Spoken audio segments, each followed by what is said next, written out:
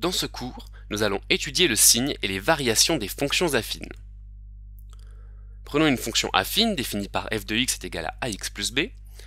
Eh bien, elle est strictement croissante sur R si A est strictement positif. Elle est strictement décroissante sur R si A est strictement négatif. Et elle est constante si A est nul. Prenons des exemples.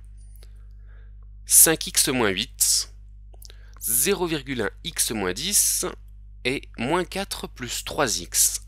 5, 0,1 et 3 sont strictement positifs, donc ces fonctions sont croissantes et même strictement croissantes.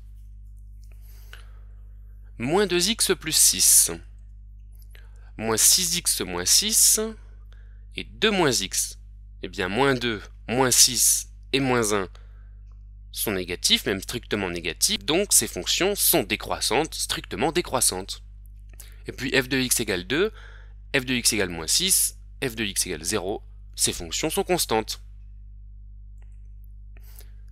Voyons des exemples avec le tracé des courbes représentatives de ces fonctions. f1 de x est égal à 2x moins 1. Je prends 2 points car je sais que la représentation graphique d'une fonction affine est une droite, et je vais tracer la droite. En effet, la droite que j'ai tracée en rouge monte. Cela représente le fait que la fonction soit croissante. f2 de x défini par moins 3x. Pareil, je prends 2 points pour pouvoir tracer la droite. Je vais la tracer.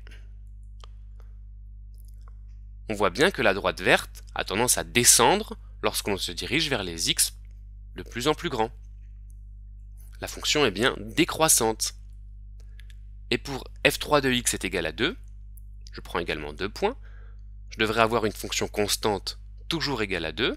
En effet, quand je la trace en orange, je vois bien que j'ai une droite qui est parallèle à l'axe des ordonnées. La fonction est constante. Étudions désormais le signe d'une fonction affine. Eh bien, il dépend de coefficient directeur A. En effet, la fonction affine a le signe de moins A entre moins l'infini et moins B sur A.